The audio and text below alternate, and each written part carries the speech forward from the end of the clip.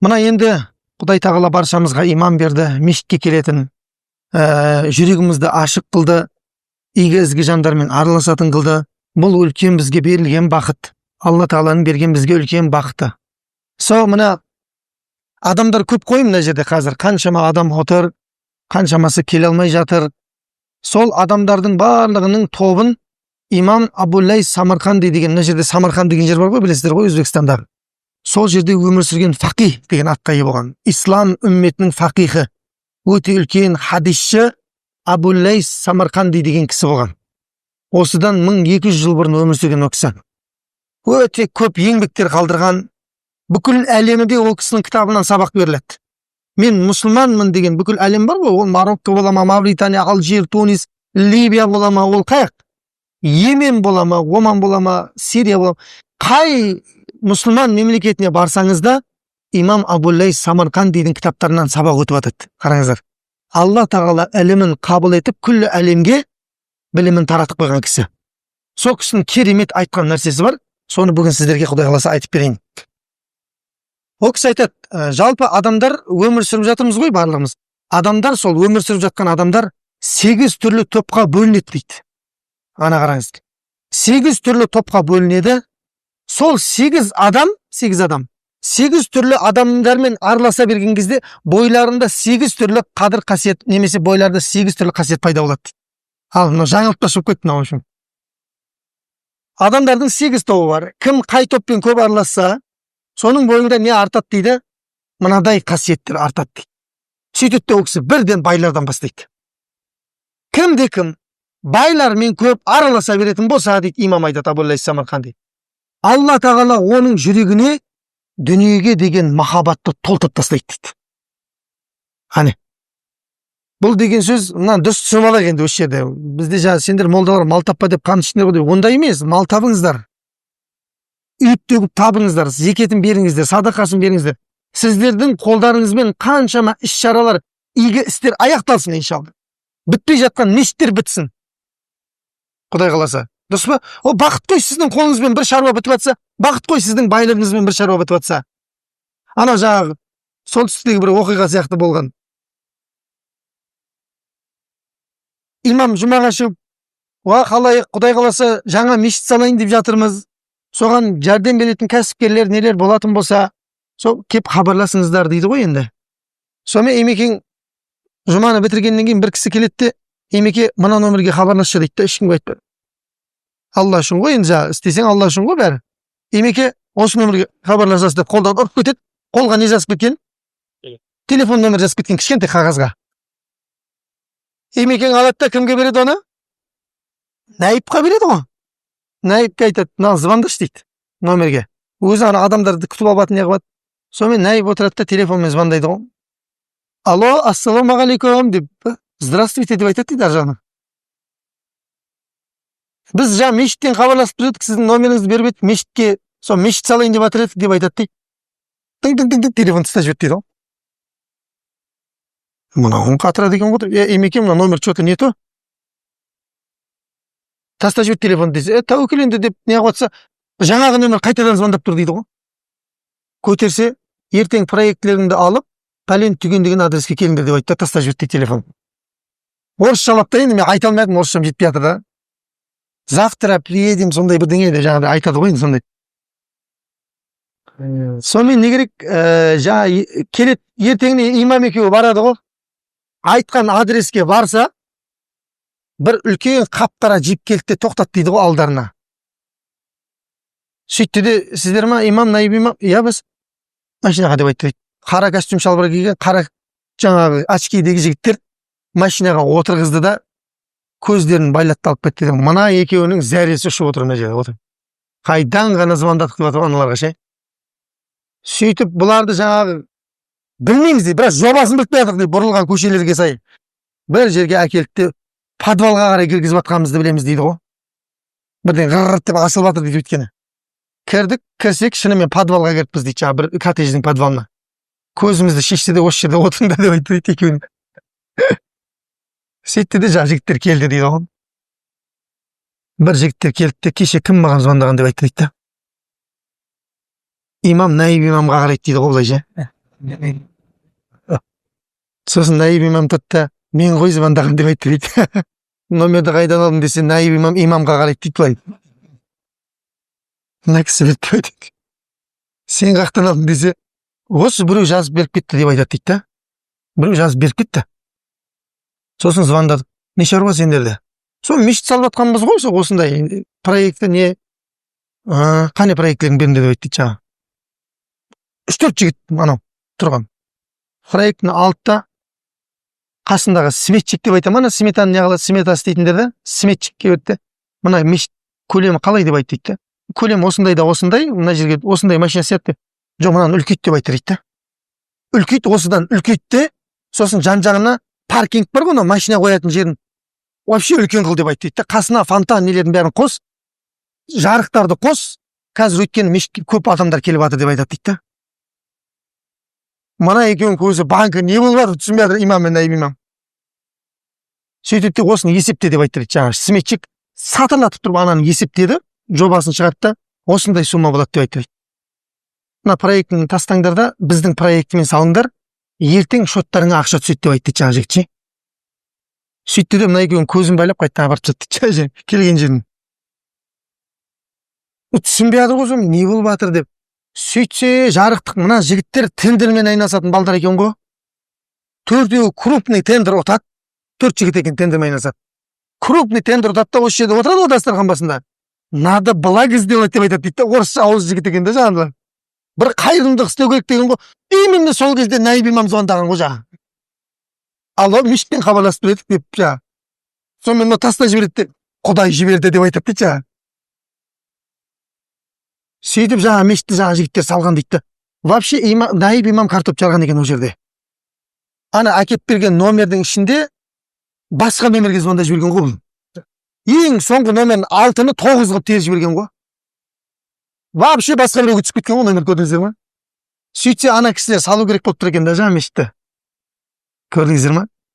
Сөйтіп жаңа 4 жігіт тендермен сол мешітті салып бітірген. Мына біздің солтүстік өңірде салынған мешіт дейді сол. Көрдіңіздер ме?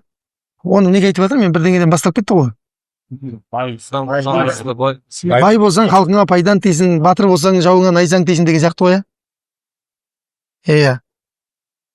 Білмеймін, бірдеңені айтып отырмын, содан шығып кетті. В общем, жаңағы байлық деген нәрсе дейді имам Абу-Лейс Самарқан дейді. Кімде-кім байлармен көп араласса, яғни ол деген сөз өмірінің көп бөлігін солармен өткізсе деп жатыр ғой. Алла оның жүрегіне дүние деген махаббат салып тастайды дейді. Көрдіңіз бе? Бар уайымы не болады дейді? Дүние болады дейді. Ол тоймайды дейді ғой, еще тойдым деген адамды естіңіздер ме сіздер? Мен вообще естіген жоқпын, 32 жыл өмір сүргенмін да. Вообще естіген жоқпын тойдым деген адамды. Өйткені адам тоймайды екен. Көрдіңіз бе? Адамды не тойдырады? Қанағат тойдырады екен. Көрдіңіздер ме? Адамды жалғыз ғана нәрсе қанағат тойдырады, болды. Топырақ ол итак өлгеннен кейін тойдыратын нәрсе ғой. Қанағат болмайынша жүректе, ол жүрек ешқашан тоймайды екен. Қараңыздар. Нексе алса не алғысы келіп тұрады? Нексе алса жетті алғысы жет жағаны. Жент алса кобальт алғысы келіп тұрады. Кобальт алса ше, тиспетті алғысы келіп тұрады. Көрдіңіз бе, ана тоя ма? Тоймайды. Адамды қанағат қана тойдырады. Пайғамбар саллаллаху алейхи ва саллям адамның бір сай алтыны болса дейді, тағы да бір сай болса ғой деп айтады дейді. Қарасаңшы. Адам сондай тойымсыз. Міне айтып жатыр, сол байлармен көп араласа беретін болсаң, бар уайымың не болады дейді? Дүние болып қалады дейді. Жүрегіңе толық дүние кіреді дейді. Дүниені мұсылман адам жүрегінде ұстамайды, естеріңізде болсын. Дүниені қақта ұстайды? Қолында ұстайды. Имам Абу Ханифа күшті мысал келтірген бізге. Сабақ беріп отырған кезінде, «Эй, Абу Ханифа, кемең түгелімен суға кетті» десе, «Альхамдулилля» деп айтады дейді. Үндемей қалды, «Альхамдулилля» деп. Шамалдан жаңа жігіт келіп тұр дейді. «Имеке, кешіріңіз, қателесіп кетіппіз. Сіздің кеме емес екен, басқа кеме екен» деп айтады дейді. Үндемей отырды да, «Альхамдулилля» деп айтты дейді. Сол шәкірттер отыр ғой, «Чо там кірің, альхамдулилля». Ойбай деп неге айтпадың деген сияқты. Кеме полный кетіп қалды ғой. Сөйтсе ол кісі айтады дейді. Ана хабарды естіген кезде жүрегімді тыңдадым дейді. Бағанағыдай болып соғып тұрды ма, әлде өзгеріп кетті ма соғысы? Соғысы өзгеріп кеткен болса, онда жүрегіме дүние кіріп кеткен екен деп айтады дейді. Жүрегімді бір сәт тыңдадым, сол қаз қалпында тұр екен дейді соғып. Альхамдулилля деп айттым дейді. Дүние сен жүрекке кірмепсің деп айттым. Келді алалар, Сіздікі емес екен деді ғой. Тағы тыңдадым дейді ғой жүректе, ана қуанама деп ше. Ой, затың аман екендігің. Жоқ, сол қалпында екен дейді. Тағы да альхамдулилля деп айтын дейді. Міне, мұсылман адам дүниені қаяқта ұстайды дейді? Қолында ұстайды дейді. Жүрекке кірсе, онда ол жүректен Алла шыға бастайды дейді. Көрдіңіз бе? Өйткені бар уайымы оның дүние ғана болып қалады дейді. Сол дүниені табуда ол харамдарды белінен басып өтеді дейді былайынан. Көрдіңіз бе? Дүние, біліп қойыңыздар. Дүние әл-мәлу лейсәтіл ғая дейді. Мал, дүние табу бар ғой, бұл адамның негізгі мақсаты емес дейді. Шариғатта қағида бар осындай. Мал, дүние адамның несі емес, негізгі мақсаты емес. Бәліл уәсила дейді. Ол тек қана өмір сүру құралы дейді, болды. Мал, дүние өмір сүру құралы. Сіз оны рахатыңызға пайдаланатын нәрсе ол. Мақтанып, қарызға батып, кредитке алып, жыртылып жүргеніңше бар ғой, көк уайымға салып түнімен ұйықтай алмай, әдемі жигулимен жүріп тыныш ұйықтағаның жақсы сенің. Осы міне. Көрдіңіз бе? Өйткені мал, дүние не емес, негізгі мақсаты емес адамның. Бұл құралы, Құдайдың жолына, разылығына жеткізетін бір не? Құрал ғана. Көрдіңіз бе? Адамдар қазір дүниені мақсаты қылып алды да, негізгі мақсаты. Соның жолында бүкіл нәрсесін жұмсап жатыр. Тіпті өзінің уақытын да қимайды кімге? Әкесі мен шешесіне, бала шағасына да уақытын қимайтын болды адамдар. Көрдіңіз бе? Бала шаға нянкіде, анау садикте, анау анжақта, әке шешең вообще хабар жоқ. Аптасына бір звондасаң звондамайды, звондамасаң вообще звондамайсың. Не қақта жүрсің сөйтсек? Дүниенің артында жүрсің сен. Көрдіңіз бе? Жарыс болып жатыр қазір. Әлемде неден жарыс болып жатыр? Дүниеден жарыс болып жатыр. Кім озатын білмеймін, бірақ біреу әйтеуір озады ертең. Пайғамбар саллаллаху алейхи ва саллям дүниеде өзіңнен төменге қара деді. Көрдіңіз бе? Шүкірлігің артады. Ал дінге, білімге келген кезде өзіңден жоғарыға қара дейді. Мынау 30 сүре жаттап алыпты, машалла. Намаз бастағаннан кеше бір 2 ай енді болды. Мен әлі жүрмін 10 жылдан бері құл хуаллаху ахадпен, құл аузу бираббин наспен. 4 сүре білетін. Деп неге өзіңді жемейсің деп жатыр ғой. Білімде неге өзіңді жемейсің, дүниеде жегенше өзіңді дейді. Сары уайымға салынып, ананы қалай табамын? Жоқ. Сізге өлшенген ризық сізді қаттырақ өзі іздеп келеді ол. Сіз іздемей-ақ бар ғой, сіз іздеп жүреді ризық. Көрдіңіз бе? Уайымдама сол белгіленген мөлшердегі ризық келеді адамға, болды. Көрдіңіз бе? Сондықтан барлық нәрсенің ақысын беру керек. Бала шаға ертең өсіп кетеді бар ғой. Кезінде маған көңіл бөлмегенсің, мен де саған көңіл бөлмеймін деп, сізді спокойно тастап кете салады бала шаға. Сіз ұрынып жүрсіз ғой, бала шағам үшін деп өзіңізді алдап қойыпты. Жоқ, олармен кәдімгідей сөйлесу керек. Оларға көңіл бөлу керек. Бала ол қамыр сияқты дейді бар ғой. Пока иіліп тұр дейді да, оны любой қалыпқа саласың дейді. Қаласаң булочки қыласың, қаласаң тандыр нан қыласың, қаласаң лепешка. Жезақский самсақы жіберуге болады оны. Мысалға да, өзіңнің қолында қамыр ғой өйткен ол. Бірақ ертең ол пісіп кетеді дейді. Піседі ғой. Піскеннен кейін ол қалыпқа келмейді дейді. Енді турайсың тек қана болды дейді. Көрдіңіз бе? Турайтын кезде уже өкініш басталады, пышақ өтпей қалады еткені. Айтқаның өтпей қалады балаға. Сондықтан дүние тапқан жақсы. Бірақ әр нәрседің хақысын берген одан да жақсы. Бар уайымың не болмасын деп жатыр имам, дүние табу болып қалмасын деп жатыр. Міне, егерде сол байлармен өмір бақи көп араласа білсең, Құдай бір жақта қалып қояды дейді. Көрдіңіз бе? Тек уайымың байлық, ақша, кімнің уайымы байлық, ақша болатын болса дейді пайғамбар саллаллаху алейхи ва саллям айтады. Мына көзінің алдына үймелетіп қояды дейді Алла тағала. Мына жер қойып қояды дейді байлығын. Былай қарасаң да жетпейтін сияқты болып тұрады дейді анау ше. Көрдіңіз бе? Сөйтіп соңында кете бергенді білмей қаласың дейді. Енді осы жерде дұрыс түсініп жатырмыз ғой, мен ақша таппа деп жатқан жоқпын. Күреп табыңыздар. Бірақ не? Ақша табам деп кейбіреулер мүлдем Құдайдың айтқанын жасамай жатыр. Намаз оқымайды, сол мен қолым тимейді дейді. Ал, көрейік қолың тимегенді. Ертең ауру болып құлайсың бар ғой. Сол кезде қолыңды тигізесің мәжбүрлі түрде бар ғой. Көрдіңіз бе? Соны күтіп жүрсің бе әлде? Жоқ. Қиындыққа түспей тұрған кезде Құдаймен бірге болсаңыз бар ғой. сіз қиындыққа түскен кезде Құдай сізді оңай шығарып алады. Біз керісінше істейміз да. Қадалғанға дейін Құдай керек болмайды. Плотно қадаласың, сол кезде мешітке кіресің Құдайды іздеп. Шаруаң шешіп кетеді ғой.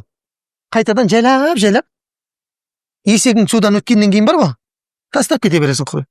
Құдай сізге бір уақытша керек болған нәрсе сияқты да, шаруа бітіріп алуға братандарың сияқты.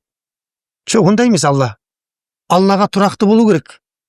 Анау байлыққа тұрақты, Аллаға тұрақты болу керек. Қалғандары келіп кете береді бол. Сіз аңсап өмір бақи жеткен байлығыңыз бір түнде күлі көкке ұшып кетуі мүмкін. Көрдіңіз ба? Сондықтан қазақта сөз бар: Алла жиғанымды алсаң да иманымды алма деген. Көрдіңіз ба? Алла сол иманнан алмасын. Байлық иманмен бірге болса, ол күшті болады, жемісті болады. Сол екінші топ адамдар бар дейді имам Абу-Лайс Самарқанди айтады. Бұлар жаңағының антонимі дейді, кедейлер дейді. Кім кедейлермен көп аралас бар келді қылатын қылса дейді, тағдырға разы болады дейді ол кісі ше. Ана қараңыздар.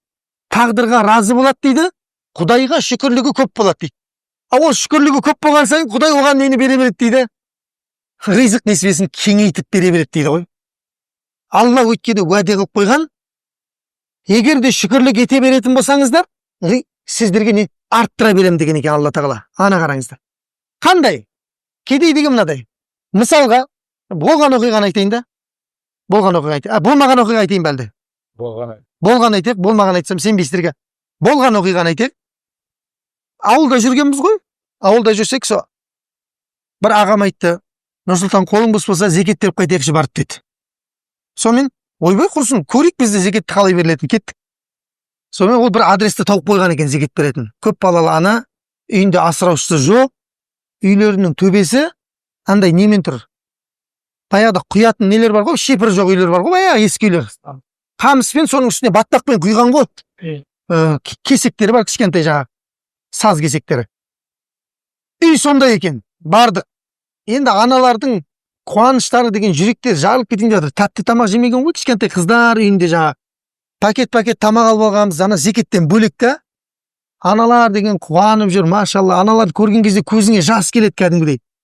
Көрініп бір сіңірі шыққан кедей аналар бар, сіңірі шығып кеткен кедей. Сонымен ішінде ана ересектеу қыз бар екен. Сол айтады: аға, сіздер мешіттен келіп тұрсыздар ма дейді. Иә, біз мешіттен келіп тұрмыз. Алла қабыл етсін. Біз білеміз, мешітте дұғалар қабыл болады дейді. Қыз айтып тұр. Сол арасында бір дұға қылып қоясыздар ма? Пока что жаңбыр жаумай тұра тұрсыншы дейді, жаңа қыз айтады. Сөйтсек үйінің несінде, төбесінде мынадай бір тесік бар екен да, жаңбыр жауған кезде ана тесік ұлғайып кетіп жатыр екен ше. Үйге не ағып жатыр екен да, жаңбыр. Су ағып жатыр екен да. Көрдіңіз ба? Оны бұлар қаңылтырмен бітеген, қаңылтырлар тесік-тесікте барып қарадық та жаңа. Тесіктен де өтеді ғой жаңбыр. Сол өткен сайын ана ненің потолоктегі ненің көлемі, тесіктің көлемі ұлғайып жатыр да, ағып кетіп жатыр. Жар былайынан аққан нелердің барлығы. Сол бір дұға қыласыздар ма мешітте? Жаңбыр пока что жаумай қоя тұрсыншы дейді да, ананы жөндеп алайықпыз дейді. Сол кезде ойладым, жыртылып, жаңағы не таңдап жүргендер бар ғой? Черепица таңдап жүргендер.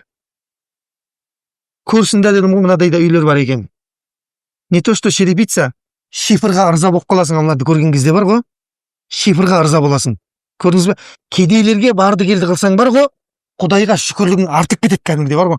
Біз аналарға қарағанда Құдайға шүкір екенбіз ғой деп айтасың ше. Ана жарысыңды бір сәт тоқтатасың да.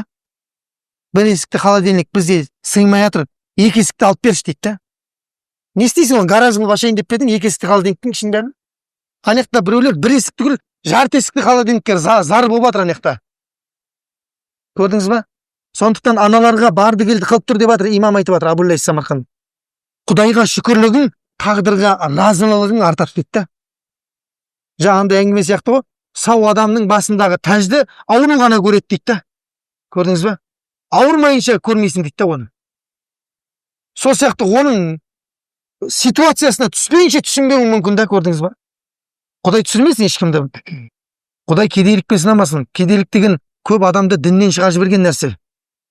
Көп мұсылмандарды кедейлік неге мені Құдай кедей қылып қойды деген әңгімемен діннен шығып кеткен адамдар бар. Тасташы, мен өйтіп құлшылық қылмай қойғам Құдайға дейді да. Құдай мұқтаж болып жатыр да сен құлшылығыңа ше. ойбай, сен құлшылық қылмасаң күн шықпай қалайын деп жатыр ертең. Түгелдей кәпір болып кет. Түгелдей кәпір болып кет. Аллаға ештеңе зиян бере алмайды. Жердің беті түгел кәпір болып кетсін бар ғой, Аллаға ешкім зиян бере алмайды. Жердің беті түгел мұсылман болып кетсін, ешкім Аллаға пайда бере алмайды. Аллаху ғаниюн анил аламин. Алла әлемдерге мұқтаж емес, Алла. Біз Аллаға мұқтажбыз. Біздің мұқтаждығымыз соншалықты, ішкен жегеніңнің дұрыс шығуына да мұқтажбыз ғой біз. Бір қаталап қалсын, ішің бар ғой. Ана бір ағам айтқанса, уа Құдай деп отыр дейді. Бір үйіне кіріп барсам, туалеттің ішінде, Құдай, Құдай деп отыр дейді, туалеттің ішінде. Сонымен шыққаны айтмайды, аға, туалеттің ішінде вообще Құдай деген, Алла деген айтылмайды десем, ана жерде қалай айтқан білмей қалдым, жан қиналған кезде деп айтады дейді. Шықпай қалған ғой ішіндегісі. Көрдіңіз ба? Ананың аман есен шығып тұруы бар ғой, сіздің крутойлығыңыздан емес ол. Құдайдың сізге берген несі? Рахымшылығынан. Көрдіңіз ба? Сіз шөлдеп келіп ішкен кезде шөлдің қануы, бұл Алланың сізге берген мейірімінен. Сіздің өзіңіздің бойыңызда бір шөл қандыратын құрылғы жоқ, мынадай бүйтіп қандырып жіберетін. Жоқ. Алла қанбайды десе қандырмайды дейді Алла тағала. Көрдіңіз ба? Бұл Алланың бізге берген несі? Сыйлығы. Осыдан кетпеу керек. Міне екінші топ адамдар кедейлер деп айтқан екен. Үшінші топ адамдар бар дейді, имам айтады. Бұлар сұлтандар дейді. Енді олар айтуға қорқамыз ғой енді. Сұлтандар деген патшалар, әкімдер, сосын кімдер? Жалпы министрлер, сол мансап иелері. Имам Абу-Лайс Самарқанди кім-де-кім сол недегі адамдармен көп араласа беретін болса, өмірінің көп бөлігін солармен өткізетін болса, өзі білмеген күйде тәкаппар болады дейді. Қасауатул қалып болады дейді. Алла амандық берсін айтып. Қасауатул қалып деген жүрек қатып қалады дейді. Мейірім жоқ болып қалады дейді адамның, көрдіңіз ба? Мейірім болмай қалады дейді. Біз ана айқайлап атамыз ғой, ай, неге бүйтпейді, сөйтсек сондай болып қалады деген ғой жаңа. Көрдіңіз ба? Демек, ол не істейді дейді адамды? Тәкаппарлыққа алып барады дейді. Қалай тәкаппарлыққа? Ол жердегі атмосфера бөлек дейді өйткені. Ауыр дейді, әңгімелердің тоны ауыр дейді да. Адамдар өйткені ол жерде бұйрық беріп үйреніп қалған дейді да. Бұйрық беріп үйренген адам жайлап не бола бастайды дейді? Тәкаппар бола бастайды дейді. Сондай бір жиында болып қалдым дейді, бір аға айтады, бір үлкен мансап иесімен болып қалдық дейді. Мынада аузын сүртіп отқан кезде бүйтіп аузын сүртіп отқан ғой, қолындағы салфеткасы түсіп кетті дейді олай. Сол салфетканы бүйтіп ала алмады дейді ғой жаңа кісі ше. Кім алып беріп жіберші деп айтты дейді ғой. До того сондай, мынау грамға жетпейтін салфетканы көтере алмай қалған ғой. Әне, қалай көзді шел басады да? Көрдіңіз ба? Құдай сақтасын. Енді бәріне бірдей күйе жақпаймыз ғой. Бірақ ол бір үлкен ауруға апарады дейді. Сол үшін де Омар радиаллаху анху не істейтін болған? Өзіне ақиқатты айтатын адамдар жинап алып отыратын болған ше. Көрдіңіз ба? Құтылып кетпейін деп, ол да адам ғой өйткені, пенде ғой. Сен не дейсің деп тыңдайтын болған. Бетіне айтпайтын адамдарды бар ғой, жағымпаздарды жиналыстан шығарып жіберетін болған Омар ибн аль-Хаттаб радиаллаху анху. Жағымпаздар бар ғой, қазір көтеріліп жатыр ғой олар. Ол кезде олардың құны болмаған. Бауыржан ұстаз айтады марқұм. Жағымпаздықтың арнайы мектебі де, университеті, факультеті жоқ дейді вообще. Бірақ бітіріп атқан түректері былай көп дейді. Бар ма жағымпаздардың факультетін бітіріп шыққанмын деген факультет бар ма? Жоқ. Аграрный оққанмын, бухгалтерия, экономист оққанмын, юрист оққанмын. Бірақ жағымпаздық деген факультет жоқ. Бірақ бітіруші мамандар түлектері көп дейді. Көрдіңіз ба? Омар радиаллаху анху не істейтін болған? Өзінің бетіне айтатын адамдар жинап алатын болған. Өйткені ол да не істеп кетуі мүмкін екен? Тәкаппарланып кетуі мүмкін екен. Қазір бетіңе айтатын адамды бірден жұмыстан шығарып жібересің. Болды, содан кейін сен тәкаппар болмай кім болады енді? Алдындағылардың бәрі қорғадай жорғалап жүрген кезде. Мұхаммад ибн Мәсләмә деген сахаба болған. Сол Омар екеуі кездесіп қалған кезде, ей Мұхаммед, бұл пайғамбар емес, сахаба. Мұхаммад ибн Мәсләмә деп. Мұхаммед, мен туралы ойың қалай сенің деп айтады дейді. Халифа ғой енді Омар. Менің ойым дейді сен туралы. Сол баяғы пайғамбардың кезіндегідей әлі дейді. Сен әлі әділ, әрі адал Омарсың дейді. Бірақ Омар осы сөзге сен дандайсып кетіп жүрме дейді. Дандайсып кетші. Егерде сәл қисайып кететін болсаң дейді, мынау мен орныңа қойып қоя салам деп айтқан екен да. Қылышын шығарғанда, мына қылыш сені орныңа қойып қоя салады деген. Сонда Омар не деген? Оңбаған стража деген ғой, тұтқындаңдар. Жоқ, өй деп айтпаған. Міне дейді, менің бетіме келіп осындай ақиқатта адамдарды жіберген дейді, Алла тағалаға мақтаулар болсын деп айтқан екен да. Қан жерде біреу бетіңе бір кемшілігіңді айтсын, тырысып ертеңіне ананың боғын іздеп артына давай ізіне адам салыңдар деп аны жұмыстан шығарудың бүкіл айласын істейсің ғой. Олар менен біздің арамыздағы қалай кетіп қалған көрдіңіздер ме? Міне сондықтан бұл олармен көп араласу, сұлтандармен, патшалармен адамды өзі білмеген күйде тәкаппарлыққа апарады дейді. Жаңағы салфеткасын ала алмай отқан бейшара бар ғой. Бейшара ғой таза негізінде.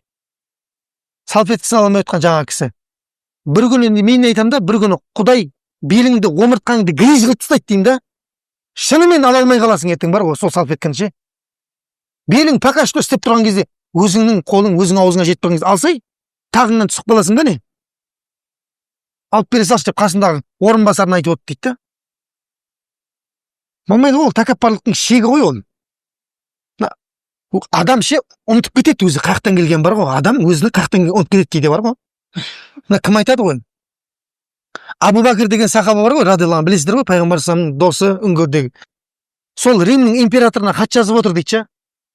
Оларда қанды ішіп берген ғой енді Римнің императорларда, ол кездегі жаңағы Византия империясы. Исламда айтқан насихаттан қабылдамайды. Сонымен былай деп жазыпты ғой Абу Бәкір радиаллаху анху. Ей Геракл. Енді ұлы сөзде ұят жоқ айтайын енді. Ей Геракл. Әкеңнің зәр шығатын жердегі сасық жерінен шығып дейді. Шешеңнің зәр шығатын жеріндегі сасық жерінен шығып алып дейді. Неменеге тәкаппарланып атсың деп айтады дейді. Ұмытып қалдың ба қаяқтан келгеніңді, екі зәр шығатын жерден шыққансың ғой сен деп айтады дейді. Көрдіңіз ба? Осылай хат жазған дейді. Соған дейін апарған ғой Абу Бәкір даналар. Неменеге тәкаппарланасың дейді. Қаяқтан шыққаныңды ұмытып қалдың ба деп жатыр ғой. Ертең қаққа баратын тағы білмейсің ба? Топырақ құртқа жем боласың деп жатыр ертең. Қалаған жәндік мәйітіңді жеп кетеді деп жатыр ғой. Соның екі ортасында неменеге тәкаппарланып жатсың енді деп жатыр. Біз де жаңа кісілерге соны айтамыз ғой. Ұмытып кетпе. Сен мына креслода туылған жоқсың сен. Тақ пен табыттың иесі жоқ дейді қазақ айтады. Мына жерде туылған жоқсың. Сен кетесің, бірақ мына жердегі сенің өмір кезеңің жұмыс деген адамдар жақсылықпен еске алатын кезең болып қалу керек. Қарғыс айтатын кезең емес. Көрдіңіздер ме?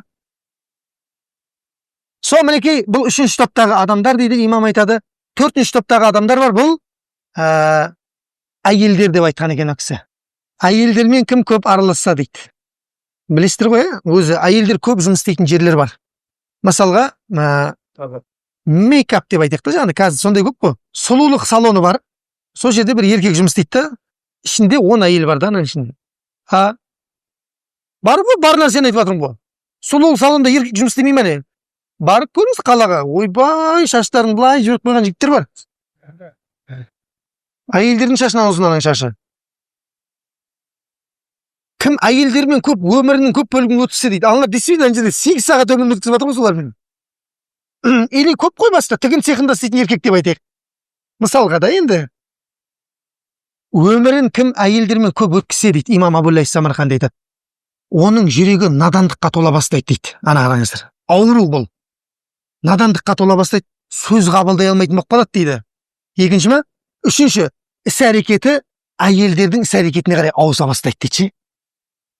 Уже жүрістер өзгереді, бүйтіп сөздер өзгеруі мүмкін, майысып сөйлеуі мүмкін, алалармен шай ішеді ғой енді күнде. Көрдіңіз ба? Соңында не болады дейді бұл? Шахуаты басылмайтын еркек болып қалады дейді. Әйел көрсе болды, ойы кетіп тұра береді екен ана. Көрдіңіз ба? Әр әйелге бір ғашық болып жүреді дейді ана қасқа. Міне әйелдермен көп, сондықтан еркектің жұмысын істеу керек қой негізі. Не бар саған ана жерде сұлулық салонында? Міне жаққа шығып одан да гайкамен болт ағытып сөйтіп машинаның астында май болып машина жұмыс істесе одан да. Анадан көп табасың. Көп қой еркектер жұмыс істейтін жер. Қазір кейбір еркектер сондай әйелдер жұмыс істейтін жерге құмар болып кеткен да. Жақсы емес ол. Көрдіңіз ба, ана имам айтып жатыр. Бір сау нәрсе айтқан жоқ, 3 нәрсе айтты. Үшеуі де сау емес ше. Ақылында кемтік болады деді. Қуа бастайды деген сөз ғой ол. Және іс-әрекеті әйелдердің іс-әрекетіне ауысады дейді ананың. Жаңағыдай неше түрлі бір қылықтар жасауы мүмкін. Үшіншісі не дейді? Шахуаты басылмайды дейді. Постоянно айғыр болып жүреді анау. Көрдіңіз ба, бұл қатерлі дейді. Ол деген сөз, ол оны зинаға апарады деген сөз ғой. Көрдіңіз ба? Анаумен де бір зина жасағысы келіп тұрады. Мынаумен бір зина жасағысы келіп тұрады. Көрінген әйелге басы кетіп жүреді ана жерде. Құдай сақтасын. Міне 4-ші адамдардың тобы осындай адамдар бар дейді. 5-ші адамдар бар дейді. Бұлар мынандай кішкентай балалармен көп ойнап кеткендер дейді. Класстастары үйленіп балалы болып жатыр да. Бұл әлі КамАЗға құм тиеп алған, деп алып келеді, төгіп жібереді, қайтадан кеттік дейді, деп карьерге қарай кетеді жаңағы. Ойыншық КамАЗбен, кәдімгі КамАЗ емес. Көрдіңіз ба? Оның ақылы не істемей қалады дейді? Дамымай қалады дейді. Неге? Аналармен көп араласа бергеннен кейін имам айтады. Және ол дейді, приколчик болып кетеді дейді. Андай бір әзілдерді айтады дейді, сол балдарға ғана өтеді дейді. Мыналарға өтпей қалады дейді класстастарына ше. Өйткені ақылы қақта қалып қойған. Ақылы белден төмен түсіп кеткен ана жаққа қарай. Балақта қалып қойған. Көрдіңіз ба? Демек, әркім өзінің несімен кезегімен кетіп қалған жақсы деп жатыр. Бар ма ондай адамдар? Бар ғой. Бар болғасын айтып тұр ғой мына кісі, көрдіңіз ба? Әбден өмірдің көріп барып айтып жатыр ғой бұл кісі. Кетті ма? Нешеуін айттым? 5-еуін айттым. 6-шысы дейді, бұл 6-шы пасықтар дейді. Пасықтар деген бір түрлі естіледі енді пасық деген сөз, бірақ жақсы адам емес, ол біліп отырсыздар, иә? Пасық деген кім ол пасық деген? Дұрыс айтады. Машалла, дұрыс айтады. Пасық. Бұл ешкімнен ұялмайды күнә істеуде бар ғой. Әке шешесі тұрса да ол темекі шегіп тұра береді да. Или насыбай айтып тұрады. Или не істейді? Көп қой күнәмен. Күнәнің түрі көп қой, Құдай сақтасын ше. Любой күнәні ұялмай жасайды дейді ғой анау ше. Ұялмайды дейді. Сенің көзіңше кім үйіне ұрлыққа түсіп кетейін бе деп айтады дейді. Көзіңше ұрлыққа түсіп келеді дейді тап ше. Наглый ғой, наглый, кәдімгідей. Бұны пасық деп айтады шариғатта. Күнәсін ашық жария жасайтын адам шариғатта пасық деп аталады. Көрдіңіз ба? Өсек деп атсың, қоя салсай десең. Жоқ, мен өсек деп атқан жоқпын деп қояды да. Өсек деп атыр бірақ ше. Өсек деп атқан жоқпын мен. Айтқым келіп жатыр дейді да. Ол сондай ғой деп ана жалғастырып кетеді. Қойсай десең қоймайды ана ше. Көрдіңіз ба? Қой деген кезде шариғатта бірдеңені қоймасаң, сені күпірлікке апарады дейді. Өсек айтып жатыр да анау. Қойсай өсек деп атсың ғой десе, мен өсек деп атқан жоқпын деп, өсекті өзіне адалдап алса, онда ол күпірліктің алғашқы қадамдарын басады дейді. Өте қорқынышты ол нәрсе. Қой деген кезде қоя қою керек қой негізі. Енді кім пасықтармен көп араласса дейді, қараңыздар қазір, ойба, бұның жазасы. Алла оның жүрегіне дейді, күнәға деген бекем қадамды беріп қояды дейді ғой. Вообще қиналмай күнә істейді дейді анау ше. Неге? Өйткені үйленіп кеткен ғой ана ортада күнә істеп ше. Дым қорықпай күнә істейді дейді анау. Және ол адам тәубесін кешіктіре береді дейді қайта-қайта. Тәубесін кешіктіре береді. Қалай? Өзінің істеп жүрген нәрсесі ішінен ұнамай тұрады дейді ғой. Ұнамайды дейді. Қалай ұнамайды? Адамның рухы таза қылып жаратылған ғой негізі, білесіздер ғой, жүректі де Алла қандай қылып берген? Әппақ қылып берген. Әппақ таза қылып берген. Алла тағала қағбаны, қасиетте қағбада қара тасты да қандай қылып берген? Әппақ қылып берген. Қазір қандай болып кетті? Қап-қара болып кеткен. Қап-қара болғанда да бір түрлі қап-қара, жасыл сияқты қап-қара ма бірдеңе? Көрдіңіз бе? Қалай қарайып кетті? Адамдардың күнәсінен, пиғылынан, ниетінен қарайды дейді пайғамбар саллаллаху алейхи вассалам. Ол негізінде жәннаттан түскен кезде сүттен аппақ болатын еді дейді пайғамбар саллаллаху алейхи вассалам. Бір риуаятта айтады, қардан аппақ болған дейді. Көрдіңіз ба? Қардан ақ нәрсеге көзбен қарай аласыз ба? Қарай алмаған негізі түскен кезде адамдар оған. Бірақ адамдардың несі? Күнәлары қарайды дейді. Датаба күнә істеді, кір жалаңаш қағбаны айналатындай дәрежеге жетті. Берже мына жақтарын айтпай қойын. Қағбаның қасында, қағбаның ішіне кіріп алып, некесіз зина істейтін жігіттер мен қыздар болған. Ана қағбаның ішіне ешкім кірмейді ғой, білмейді ғой деп, екеуі кіріп алып не істейтін болған? Екеуі зина істейтін болған қағбаның ішінде. Алла қатырып тастаған сондай бір адамдар болған. Зина істеп жатқан жерінде. Ибн Касирдің оқиғаларында келеді кітаптарында. Айуандықтың шегі ғой, көрдіңіз ба? Шегі. Қаланың сыртына шығып кетсе, вообще істемей ақ қойшы, осыны істе деп жатқан жоқпыз ғой. Істемей ақ қой. Қабаның ішінде не бар деймін да саған. Көрдіңіз ба? Сондайға дейін жеткен күнә. Қаланың сыртына некені үй басып кетіп жатырмын, бір түсіп қалып жүрмеңіздер. Мынау кәдімгідей күнәні насихаттап отыр ғой деп жүрсіздер. Сонда ана аппақ қаратас не ақтас не болды? Ақырында қаратас болды. Ғалымдарымыз айтады осы хадистің тәпсірінде. Алла тағала да негізі жүректі берген кезде аппақ қылып берген дейді оны. Көрдіңіз ба? Мына баланың жүрегі мен менің жүрегім бірдей емес қой. Мына бала ойламайтын арамдықтың түр-түрін ойлаймын ғой мен ше. Толған арамдық қой менде. Мынау айтпасаң ойлай алмайды бұл арамдықты. Тазада өткен ол жүрегі. Соны ол не істейді енді Құдай қаласа ертең жайлап толтырады ғой арамдыққа. Өзі толтырмайды, айнала толтырып береді ғой, үйретеді ғой арамдықтың түр-түрін. Так, мынау былай болады деп қояды да, мынаны үйретеді. А мынау былай болады дейді. Көрдіңіз ба?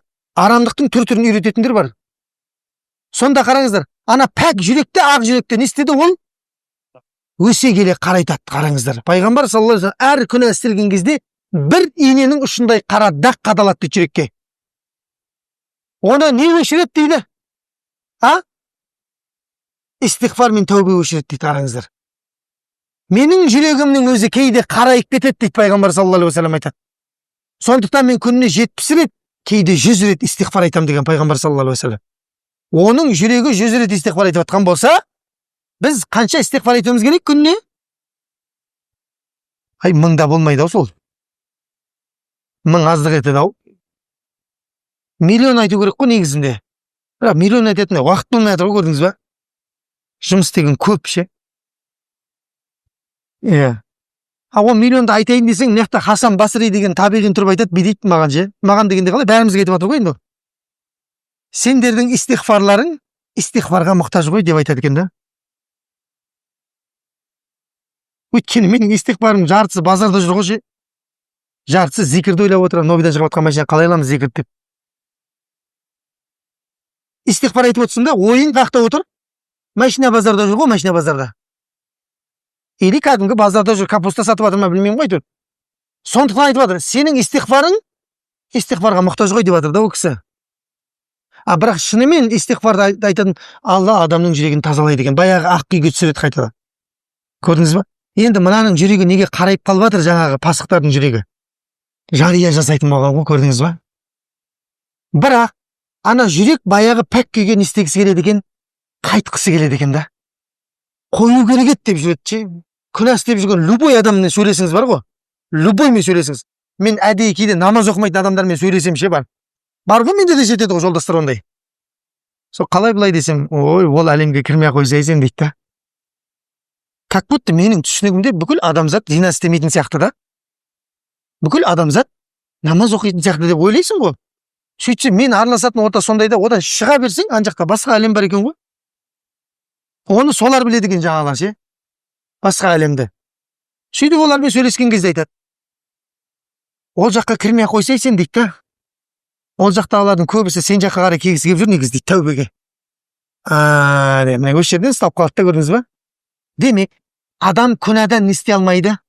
Ләззат ала алмайды, ешқашан біліп қойыңыздар. Күнәдан ешкім ләззат ала алмайды. Өйткені Алла адамды күнә жасау үшін жаратпаған екен да. Өзіне ұнамайды екен. Бірақ не? Ләззат алу үшін амал жоқ істейміз дейді анан ше. Көрдіңіз ба? Сол енді қараңыз. Қою керек еді деп жүр дейді анау. Қою керек еді деп жүрген кезде дейді, бір күні жаңағы адам дүниеден өтіп кетеді дейді ғой. Неге қоя алмай кетті деп зерттесеңіз дейді, имам айтады. Өйткені ол ана ортадан шыға алмай қалды дейді. Оны тастағанда егер, ол не істейтін еді дейді. Тәубеге үлгеретін деп айтқан екен да, имам Абу-Лайс Самарқанди. Шынымен бұл кәдімгідей өмірде болады осындай оқиғалар. Қою керек еді, тастау керек еді деп жүреді да, бір күні сол бауырың туралы естисің ғой, дүниеден өтіп кетті авариямен дегенше. Қоя алмай кетті, неге? Анаяқта тастай алмады да өйткені. Жолдас балдар ғой, қалай тастайсың дейді. Олар жолдас емес, олар дұшпан балдар деп айтса оны. Жолдас балдар сен тозаққа апаратын жолдас бала, жолдас бала емес ол. Сізді Құдайды еске алудан тосатын жолдас бала бар ғой, намаз оққан кезде прикол ұстайтын жолдас бала, ол жолдас бала емес сізге, ол дұшпан бала. Кеше ғана бізбен бірге анекқа барып жүрді, бүгін намаз оқып кетті. Қатырыпсың сен де намаз оқып. Күнәһарсың ғой сен, неге намаз оқисың деп. Ана тым жақсы намаз оқып үйреніп кеткен жолдас баласын, бейшараны азғырып қайтадан анекқа тығып жібереді ғой. Көрдіңіз бе? Сол адамның енді осыдан былай қарай істейтін бүкіл күнәсін сен арқалайсың иншалла. Бір адамның күнәсін арқаламайсың, ана тағы жолдас баланың күнәсін арқалайсың. Тым жақсы тура жолдағы адамды қайтtan алып алдың ғой сен бері қалай. Көрдіңіз бе? Пайғамбар саллаллаху алейхи вассалам хадистерінде келеді. 100 адам өлтірген кісі туралы хадисті естігенсіздер ғой, 99 адам өлтірген ғой басында негізінде. Сөйтеді де бір монахқа келеді, мен деген 99 адам өлтіргенмін, жауызбын дейді да. Сол енді мен кешірілем ба десе, ой, жаман жасапсың ғой сен дейді да. Ай, мынау мен кешіріле алмайсың сен десе, мә саған сен онда 100-ші бола сал деп айтты дейді да. Анамды өлтіріп тастаған дейді, жынды болып тұр ғой жаңағы. Сонымен тағы бір жерге барды дейді анам. Сонымен, ғалым, сен ғалым деп жатыр ғой, мен деген 100 адам өлтіргенмін деп айтады дейді. Кешірілем ба мен, Құдай кешірілем ба мен десе, ойбай-ау, кешіргенде қандай деп айтады дейді анау. Кешірілгенде кәдімгідей кешіріп кетесің сен. Қойш, не істеу керек? Ана пәлен деген қауым бар дейді да. Сол жаққа қарай барсаң, сол жердегі адамдар саған көрсетеді қалай кешірілу керек екен дейді да. Қарасаңшы. Сөйтеді де бұл рахмет дейді ғой. Анау 101-ші болып кетеді дейді да, басқа әңгіме айтқан кезде ше. Рахмет дейді да, анау сол қауымға қарай кетеді ғой жаңағы. Кетіп бара жатқан кезде жолда өліп кететін кісі бар ғой. Бұл кәдімгі пайғамбар саллаллаху алейхи вассалам хадисінде, сахих хадисте келген оқиға. Жолда келе жатып өліп кеткен кезде тозақ пенен жәннаттың періштелері келіп таласып қалды дейді ғой. Тозақтықтар айтады дейді, бұл 100 адам өлтірген, әлі үлгерген жоқ тәубе жасап. Бұл тозақтікі десе, жәннаттықтар айтады дейді, ол болды ғой, өзін түсінді ғой ол. Сондықтан ол қаққа қарай барады, тәубе есігіне қарай кетіп бара жатты ғой. Бұл кешіріледі, екі жақ таласып жатқан кезде Алла тағала айтты дейді ғой, ей періштелер, біледі ғой Алла тағала, әдейі солай істетіп жатыр да оларға. Ей періштелер, не болып жатыр деп айтады дейді, как будто білмейтін, біледі ғой Алла тағала не болып жатқан. Осындай болып жатыр, періштелер оқиғаны баяндап береді ғой. Қадамдарын санасаңдаршы деп айтады дейді. Қай жаққа жақын екен, сол жаққа қарай алып кетсеңдерші деп айтады дейді. Ал қызық. Сөйтіп екі періште қадамдарын санайды ғой. Сөйтсе жарықтықтың бір қадамы ана тәубе қылатын қауымға қарай артық екен да. Жаңағы шыққан жерден ар жаққа қарай бір ғана қадамы артық екен да ананың. Сол бір қадам үшін қаққа келіп кеткен дейді анау. Жәннатқа келіп кеткен дейді. Ең бастысы ода не болды? Тәубе қылсам екен деген ниет болды да. Көрдіңіз ба? Мына пасықтар қазіргі. Пасықтар сол тәубе қылуға не істеу керек дейді адам? Ана ортадан кету керек дейді, болды. Саған жақсылық әкелмейді ол орта. Сені күнәға қарай итеріп атқан орта, ол жақсы орта емес ол. Көрдіңіз ба? Бұл 7-ші мен нешешісін айттым мен? 6-шысын айттым, ә? Осы жерден тоқтата тұрайық, Құдай қаласа келесі сапарымызда Көксайекке 7 мен 8-ді айтамыз десек, қалай болады? Жақсы бола ма? Сол қашан келетін білмей тұрмын ғой, Құдай қаласа. Сериал әдемі жалғасы табу. Айтыңыз онда, көтеріліс жасаймыз айтса деген сияқты ғой, болды, айтып кетейік онда, тез-тез қысқартып айтып жіберейін онда. 6-шыны айттым жаңа, 6-шы пасықтар. Демек, онымен енді не істемейтін болдық біз, Құдай қаласа? Ойбай, араласпаймыз деп айтсаңызшы, әлде араласайын деп отырсыздар ма? Араласпаймыз деп айтсаңыздар, осы жерде уәдемізді берейік та. Араласпаймыз. Керек емес, сізге ол жақсылық әкелетін орта емес ол. Ренжи берсін сізге, ренжи берсін. Ертең басқа шаруа болған кезде ол қуанады иншалла. Көрдіңіз ба? Енді ол бұл тақырып үлкен ғой негізі, оқиға көп та айта берсем. Ары қарай өтейік, 7-шісіне өтейік. 7-шісі бұл кім? Салих адамдар дейді, ізгі кісілер дейді. Имам Абулай Самарқанды айтады. Кімде кім ізгі кісілермен көп араласса, оның бойында. Тұра тұрайық осы жерде. Ізгі кісі деген кім? Ілімді, білімді, жүрегінде мейірімі бар. Шарапатты, тақуа адамдарға пайдасы тиетін. Қабірі бар. Сабыры бар, көркем мінезді. Барлығын жинақтап бір ауыздан айтайық. Баяғыда ана сахабаларға пайғамбар сұрақ қоятын болған ғой. Сол кезде сахабалар айтады, Алла және оның елшісі жақсырақ біледі деп ше. Сондай сияқты ғой деймін да енді. Жалпы айтып жатқаным ғой. Кезіндегі бір оқиғаны айтып жатқаным ғой. Демек не екен? Ізгі кісі деген біліп алыңыздар. Біраз нәрсе біліп қалайын тұстар ғой иншалла. Әр нәрсенің анықтамасы бар ғой өзінің. Ізгі кісі, пасықтың анықтамасын айттық. Ізгі кісінің анықтамасын адайық. Парыздан бөлек Құдайға өзінің жеке нәпіл құлшылығы бар адамды ізгі кісі деп айтады екен. Болды. Сіз айтып жатқандардың бәрі дұрыс. Бәрі дұрыс. Яғни ол исламда неше парыз бар бізде? 5 парыз бар, дұрыс па? Иман бар. Бұл біздің өзімізде, жүрегімізде, Аллаға шүкір. Одан кейін 5 уақыт намаз бар. Рамазандағы ораза бар. Рамазандағы деп жатырмын. Понедельник, четверг айтып жатқан жоқпын. Рамазандағы ораза. Жылына бір рет зекет, шамасы жететін адамға қаржылық. Мына үшеуі жылына бір рет істелінеді. Рамазан, зекет, қаржылық бар ғой, жылына бір-ақ рет істелінеді. Демек, біз істейтін неше амал қалды парыздан? Ойбай, бір уақыт қалды ғой. Екеуі не ол екінші? Иманды қалай істейсің оны? Бірден істейсің ба иманмен? Ештеңе істей алмайсың ғой, өзіңде тұр ғой. Алла жалғыз, Мұхаммед оның елшісі деген нәрсе. 5 уақытта 5 намаз қалды, дұрыс па? Қараңыздар. Демек, осы парызды орындап жүрген кісі одан бөлек кешкісін не айтады? Пайғамбарға салауат айту мүмкін да, мысалға. Бір семьяны білем мен. Кешкісін телефон, сотка, телевизор бәрін өшіріп тастайды кешкі тамақта. Өзім шок болдым оны көрген кезде. Қонақта болып қалғанбыз ғой. Балалардың бәрін дастархан басына жинайды екен да. Пайғамбар саллаллаху алейхи вассаламға 100-200 салауат айтады екен. Семейіне отырып. Тастаңдар бәрін телефонды анаққа тастап кетеді бөлмеге. Қандай берекелі отбасы, қарасаңыз жаңа. Отырды, түгел семьямен не істеді? Пайғамбарымызға 100-200 салауат айтады екен. Оны көріп өскен бала, болды ғой, өзіне оны не қылып алады? Міндеттеп алады ғой. Әкем баяғыда осылай істейтін еді деп. Әке көрген ол жанатта өйткені. Енді сіздер де Құдай қаласа бүгіннен бастап сөйтіп істеңіздер. Бір кісі айтқандай, мен өйтіп істейін десем, балаларымды үйде таппаймын дейді да. Не үйде таппай, Алматыда тұратын бедің, бұл әрқайсы балаң әр жерде. Бір үйде таппайын дейді балаларын. Таппайым емес, балаларын тыңдамайды деп айтсай деймін да. Тыңдамайды сен балаларын. Қатының да тыңдамайды сен. Ана баласы ана жақта PlayStation ойнап жатады екен. Мына баласы мына жақта TikTok'та жатады екен. Ана қыз вообще қақта жүргім келмейді оны, бір қызын. Көрдіңіз ба? Қақтан салауат айтасың сен отбасыңмен отыр. Өйтіп өзіңнің неңді ашпасай деп атың да. Көрдіңіз ба? Міне, ол адамдар жаңағы семья полный ізгі адамдар ғой, көрдіңіздер ма? Неге? Парыздан бөлек осындай амалы бар да. Ол семья оның ар жағында тағы бір 100 истиғфар айтып қою мүмкін да, семейіне отыр. Астағфирулла, астағфирулла. Или 100 рет ла иляха иллалла деп айту мүмкін деген сияқты. Көп қой амалдар, дұрыс па? Или түнде әйел екеуі тұрып намаз оқи ма, тахажжуд намазын білмеймін ғой, маған айтпай жатыр олар. Көрдіңіз ба? Тахажжуд намазын оқиды, кетті ма?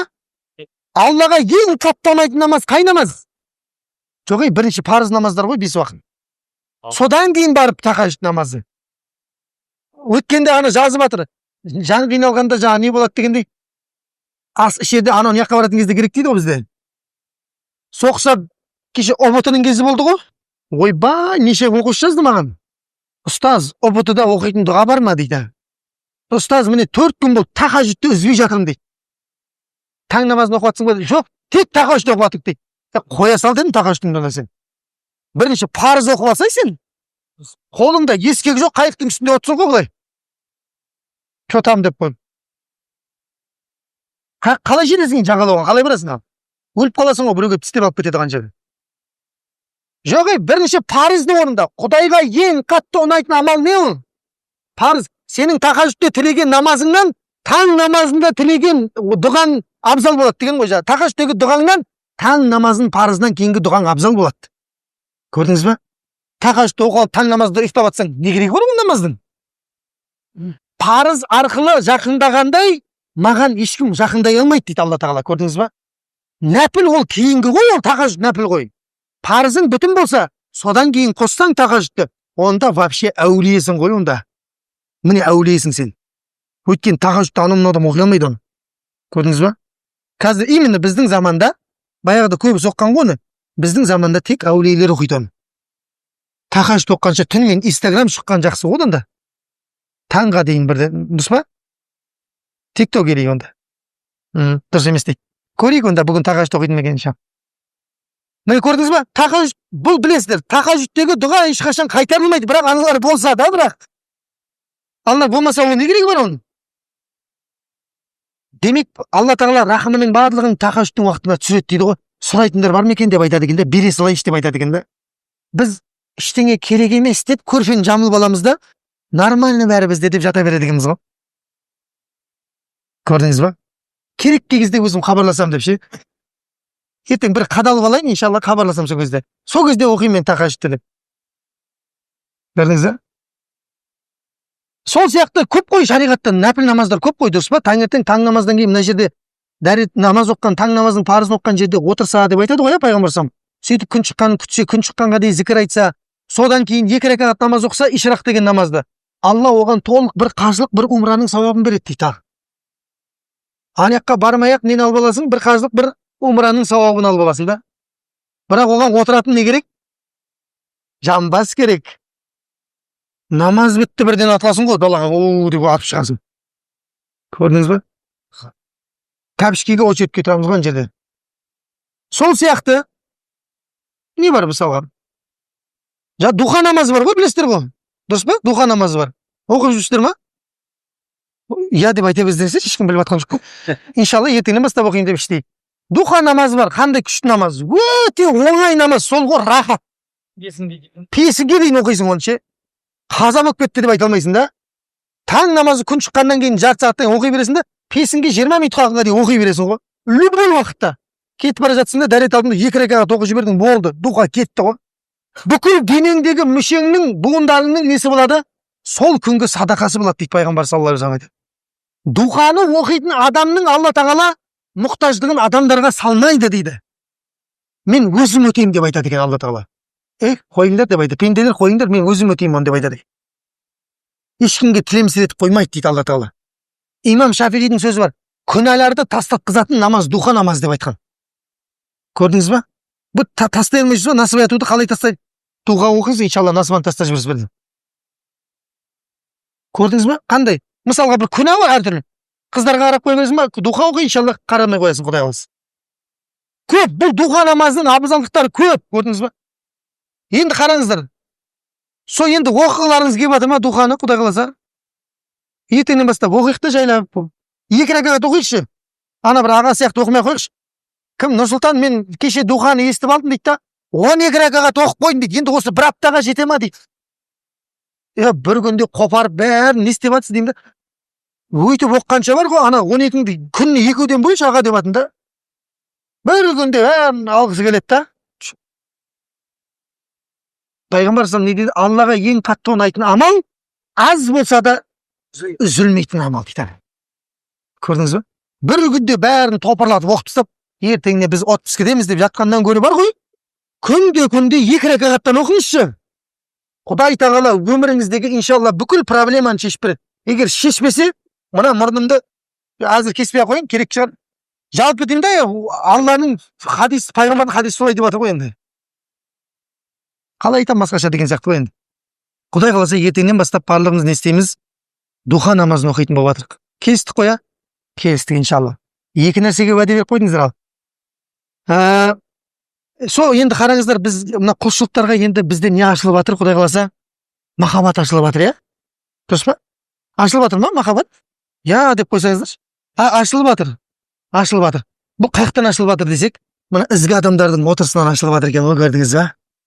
Имам айтып жатыр, кімде-кім ізгілерімен көп араласса, Алла оның жүрегіне құлшылыққа деген махаббатты салып қояды дейді, ана қараңыз.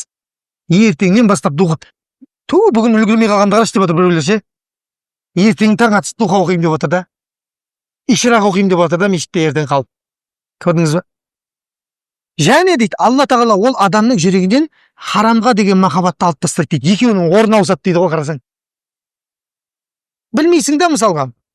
Байқамай карта ойнап жүргенсің да ақшаға, сөйтсең карта дұрыс емес екен ғой. Білдің. Карта дұрыс емес екен. Қаяқтан білдің, ізгілердің отырысынан білдің да, ертеңнен бастап картаны тастадың ғой, көрдің ба? ставка тігізбесін техничный ешкімге көрсетпей телефоннан. Білдің де харам екен, берекет жоқ. Ставка тіккеннің бәрі шетінен өліп жатыр қазір, білесіздер ғой, дарғасы өліп жатқанның бәрі солар ғой. Берекет жоқ. Болды, қоя салайын. Харамда берекет жоқ. Ізгілермен көп жүретін болсаңыз бар ғой, жүректен харамға деген махаббатты алып тастайды Алла Тағала. Керісінше құлшылыққа махаббатты қояды екен. 7-ші топ адам ба бұл? 8-ші топ адам бар. Енді бұл әлемде қазір жоқ почти. Бұл 8-ші топ адамдар ғалымдар дейді. Имам Абу-Лайс Самарқанди айтады, кімде-кім ғалымдармен көп араласса, Алла оның жүрегіне тақуалық салып қояды дейді. Кәдімгідей түрінен тақуалық көрінеді оның ше. Және ол кісіге ілім береді дейді Алла Тағала.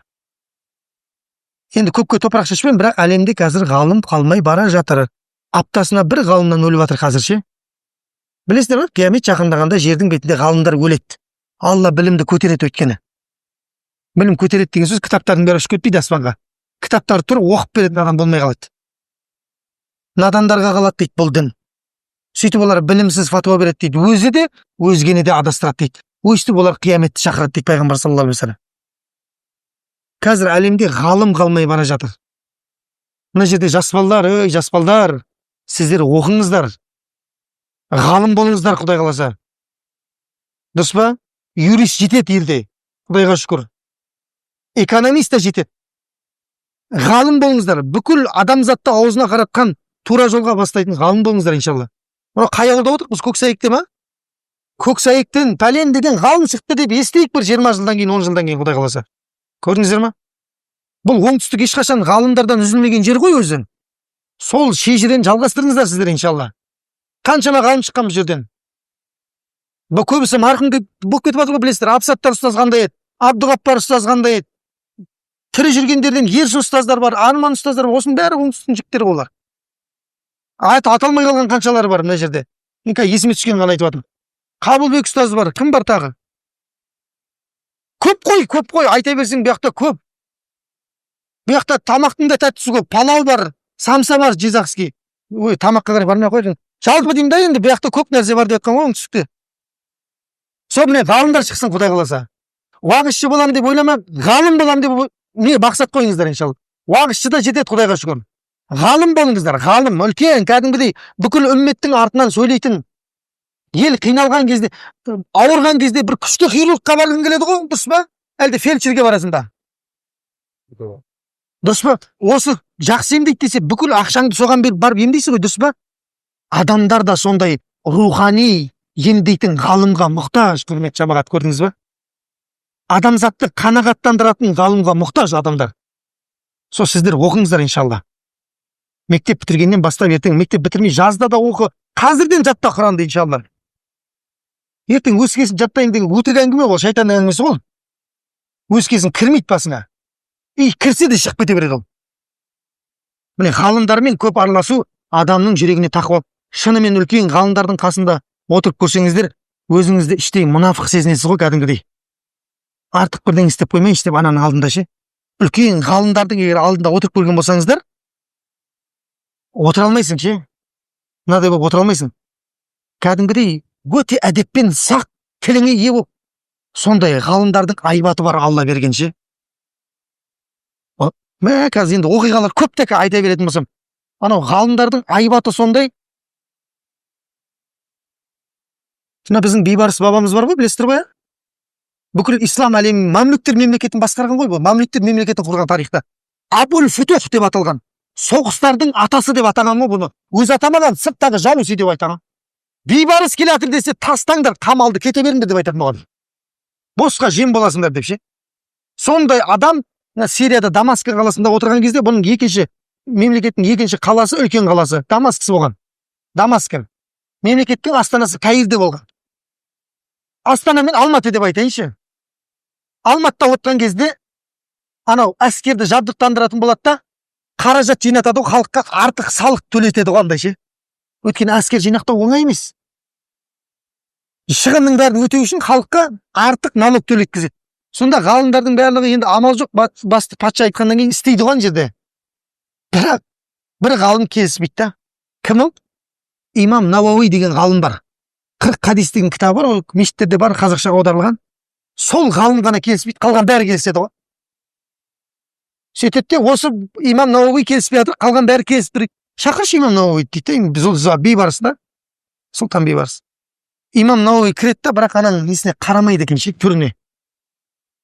Кім былай отыр, былай мына жаққа қарап отырады екен де, имам Науави ше. Сонымен бейбарыс өзінікін жіберіп жатыр дейді жаңағыдай. Осындай налог алу керек, анау мынау деп.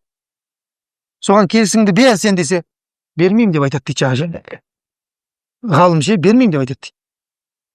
Неге бермейсің десе, бұған шариғат рұқсат етпейді. Былай деп Шафиғи мазхабы бойынша дәлелдер әкеп берді дейді ғана. Жоқ, сен мәжбүрлі түрде беруің керек деп айтады дейді бейбарыс. Сен билік қой, патша қол дейді. Қоймай, ашуланып жатыр да бейбарыс, ана алдырта алмайды ғой, бір адам фатуа берсе болды, кетейіп тұр ғой бәрі халық. Қоймағаннан кейін бар ғой, имам Науави бейбарыстың түріне қаратты айтты дейді ғой. Ана жаныңдағы екі жолбарысты артыңа салып қоямын қазір деп айтты дейді.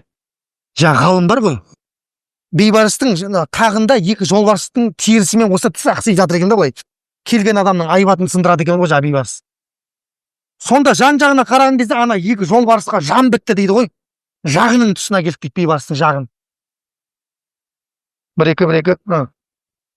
Бейбарыстың жағының тұсына келіп дейді ғой жаңағы жолбарыс. Өлі жолбарыс ғой негізі.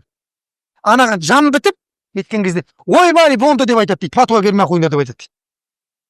Көрдіңіздер ме? Ғалым әрқашанда не болады? Патшалардан да үстем болады. Сол ғалым болыңыздар деп атымда Құдай қаласа. Сонымен бейбарыс келісті дейді ғой, халықтан налог алмайтын болды дейді ғой. Батырға да өмір керек деп айтқанда. Міне, ғалымдар патшалардан үстем болады. Иншалла ғалым болыңыздар. Мына 8-ші топтағы адамдар бұл ғалымдар дейді. Көрдіңіздер ғой, иә? Енді мына жерде әртүрлі топтар туралы айтты. Әркім өзі білет қай топпен араласып жүрген. Сол қарап қойыңыздар кіммен араласып жүргендеріңізге. Бірінші байды айттым. Баймен аралассаң дүниеге махаббатың көп арып кетеді. Кедейді айт, кедейге шүкірлігің артады, тағдырға разы боласың. Үшіншісі кім? Сұлтандар. Тәкаппарлығың қалай кірген білмей қаласың. Төртіншісі әйелдер. Анау сондай жаңа. Бесіншісі жас балалар, кішкентай балалар. Прикольчик болып кетеді. Алтыншысы бас. Кімдер? Пасықтар. Пасықтар түсінікті ғой, тәубен кешіктер бересің. Жетіншісі ізгілер. Махаббатың атады құлшылыққа және алла. 8-ші ғалымдар. Ізгілер деген сөз осы мешітке сабаққа келіп тұрған кісілер де ізге иншалла. Уағасын. Ғалымдармен көп араласса, Алла оның жүрегіне тақуалық береді дейді. Тақуалық сипаты артып кетеді. Және өзі ойламаған жерден білім береді дейді Алла Тағала. Ана ғалымнан жұғады ғой қасында жүре беріп, көрдіңіз бе? Әдебі, ілімі бәрі жұғады ғой. Мінекей құрметті жамағат, сіздерге бүгін осы нәрсе айтылу керек болған шығар деп ойлаймын. Әркім өзінің несін тапты ғой енді. Сол Құдай қаласа, ақырын жүріп анықпас, еңбегін кетпес далаға дейді ғой Абай атамыз. Сол мына ішіндегі топтардың жақсыларымен араласуды Алла Тағала баршамызға нәсіп етсін. Мына сіздердің ауылдарыңыздан Алла Тағала үлкен ғалымдар шығарсын. Мына жас балалар көп екен, машалла. Алла Тағала елге амандық берсін, тыныштық берсін, дін исламға қуат берсін. Алла біздерді иманнан, исламнан айырмасын. Алла Тағала баршамызға ұзақта берекелі иман мен исламмен өмір нәсіп етсін. Қарттарымызға Алла қуат берсін.